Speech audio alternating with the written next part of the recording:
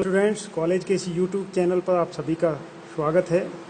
आज BCom part third के लिए जो हम डिस्कस करने जा रहे हैं वो है प्रिंसिपल ऑफ मैनेजमेंट, या जिन्हें कह सकते हैं हम बीमा के प्रमुख सिद्धांत। इससे पहले हम डिस्कस कर चुके थे what is insurance, insurance contract क्या है। एक बार पुनः रिमाइंड करा रहे हैं, insurance is an agreement by which a company or the state undertakes to provide a guarantee of compensation for specified loss, damage, illness and death in return for payment of a specified premium। यानी कि एक निर्धारित समय में जब बीमाकर्ता के द्वारा एक निर्धारित प्रीमियम के बदले में बीमित व्यक्ति के जीवन से जुड़ी हुई या उसकी वस्तु से जुड़ी हुई जोखिम या डैमेज या लॉसेस को एक निर्धारित समय में कंपनसेट किया जाता है या क्षतिपूर्ति की जाती है,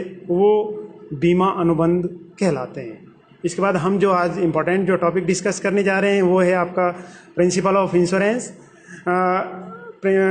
It means the principle is a basic concept or limelight of any contract or any key of any contract which provides a detailed guidelines to meet out the claims during the course of settlement। तो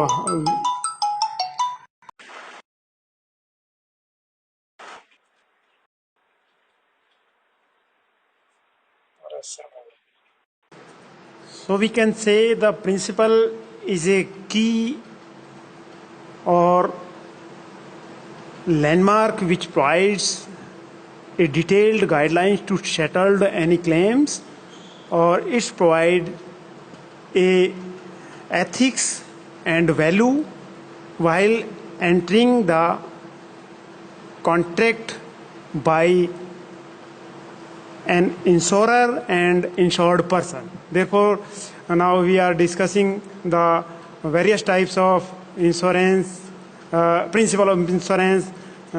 So we are discussing number one, that is a first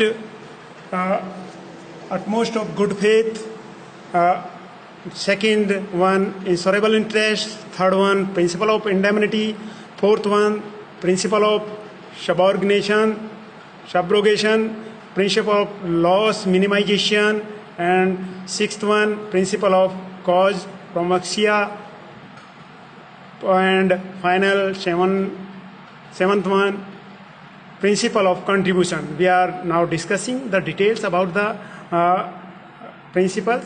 Number one, utmost of good faith, यानी कि contract यानी बीमा के अनुबंधों में जब आप एंटर कर रहे हैं या बीमा अनुबंधों में आप एज ए इंश्योरर या आप इंश्योर्ड पर्सन आप एंटर कर रहे हैं, तो उस समय आपकी कोई जो नैतिक जिम्मेदारियां हैं वो आप उनका खुलासा करें। यानी कि you have to disclose all the material facts which are play an important role to any contract। Material fact means there are main and major issues which are to be declared amongst the parties।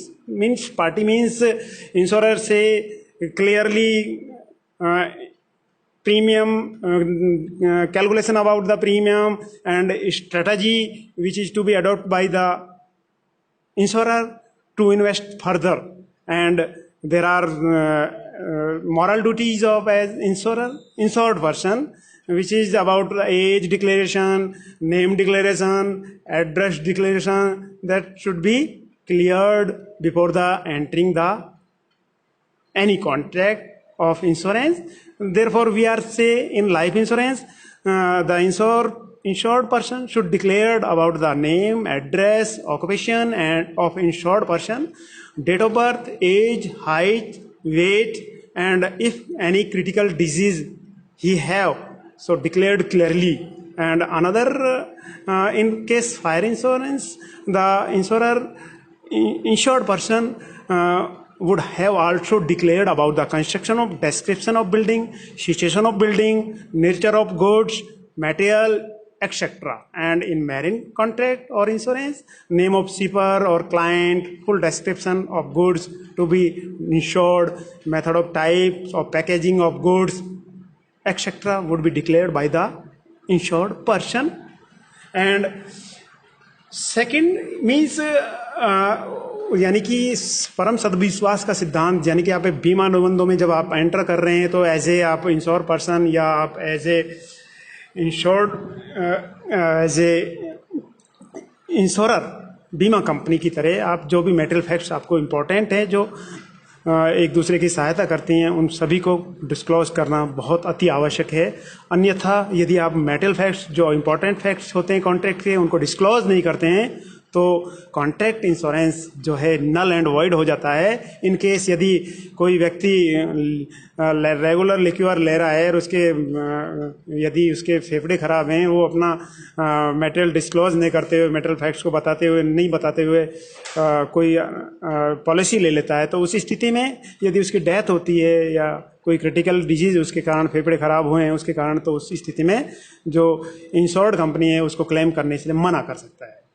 Next is second principle of insurable interest, या हम कहें principle of the insurable interest, यानी कि आपके जो बीमा आपकी रुचि है या उसमें आपका इंटरेस्ट होना चाहिए जो सब्जेक्ट मैटर है। एक पर्सन जिस वैलिड कॉन्ट्रैक्ट में इंश्योरेंस कॉन्ट्रैक्ट में एंटर कर रहा है, जिस ऑब्जेक्ट या खुद की लाइफ को यदि सिक्योर कराना चाह रहा है, इंश्योरेंस कराना चाह रहा है, तो उसमें उसका बीमा योग्य हित होना जरूरी है। बीमा योग्य हित कहें जैसे आप फॉर एग्जांपल एक लाइफ इंश्योरेंस की हम बात करते हैं तो हस्बैंड का वाइफ की लाइफ में उसका इंश्योरेबल इंटरेस्ट होता है, एक फादर का सन के लाइफ में उसका इंश्योरेबल इंटरेस्ट हो सकता है, एक एम्प्लॉयर का एम्प्लॉयज़ के लाइफ में उसका इंश्योरेबल इंटरेस्ट हो सकता है। इन केस यदि हम फायर की बात करते हैं तो जिस ऑनर ने जिस अपनी प्रॉपर्टी का बीमा कराना चाह रहा है तो उसमें उसका इंश्योरेबल इंटरेस्ट हो सकता है। और इन केस यदि हम बात करते हैं मैरिज इंश्योरेंस की तो जो शिप का मालिक है, जहाज़ का मालिक है, उसमें इंश्योरेबल इंटरेस्ट हो सकता है। जहाज़ के जो किराया है जो वसूल करेगा उसमें इंश्योरेबल इंटरेस्ट हो सकता है। यानी कि आपका बीमा योग्य हित होना जरूरी है, चाहे आपका जीवन बीमा हो, चाहे आपका अग्नि बीमा हो या आपका मैरीन इंश्योरेंस हो, सभी में बीमा योग्य हित that is mandatory required means you have right under the property against the property. तो हम कह सकते हैं कि इंश्योरेबल इंटरेस्ट होगा तो ही व्यक्ति का बीमा जो है इंश्योरेबल हो सकता है। नेक्स्ट है प्रिंसिपल ऑफ इंडेमनिटी, यानी कहें कि क्षतिपूर्ति का सिद्धांत। यानी इंडेमनिटी कहता है कि indemnity means to make goods the loss and nothing more than actual loss, यानी कि जो आपको वास्तविक हानि होती है, डैमेज होता है, उसी की इंडेमनिटी के तहत या क्षतिपूर्ति के तहत में भरपाई की जाती है इंश्योरर कंपनी के द्वारा, बीमा कंपनी के द्वारा। All the contract of insurance except life insurance are the contract of indemnity, यानी जीवन बीमा जो आपके अनुबंध हैं या कॉन्ट्रैक्ट हैं, उन कॉन्ट्रैक्ट को छोड़कर चाहे आपका जीवन समुद्री बीमा हो या अग्नि बीमा हो, सभी में क्षतिपूर्ति का सिद्धांत और प्रिंसिपल ऑफ इंडेमनिटी एप्लीकेबल। इसके जो इस सिद्धांत के अकॉर्डिंग होता क्या है कि जो एक्चुअल लॉसेज हैं उनकी भरपाई की जाती है।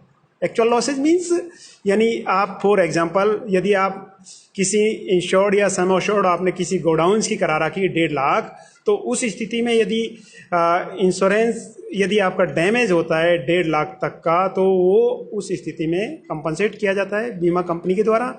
यदि आपका एक्चुअल डैमेज कम होता है 18 लाख फॉर एग्जांपल, तो आपकी 18 लाख तक भरपाई कर दी जाती है।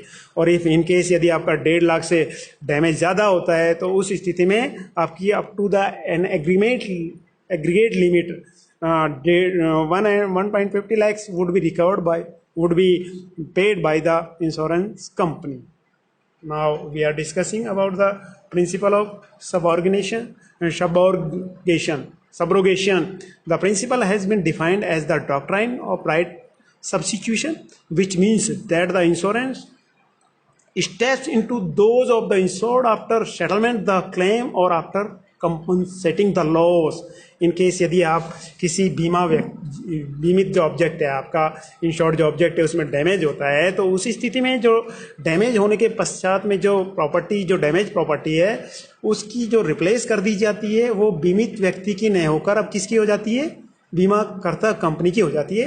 When the rights of ownership of affected properties passes on to the insurer from the insured, यानी कि अब वो जो एक्चुअली जो अफेक्टेड प्रॉपर्टी है उसका जब क्लेम सेटल कर दिया जाता है बीमाकर्ता के द्वारा, तो वो प्रॉपर्टी पास अवे किसकी तरफ हो जाती है, इंश्योर्ड पर्सन की तरफ हो जाती है। बीमा व्यक्ति की वो प्रॉपर्टी नहीं होकर वो प्रॉपर्टी हो जाती है इंश्योर्ड कंपनी की हो जाती है।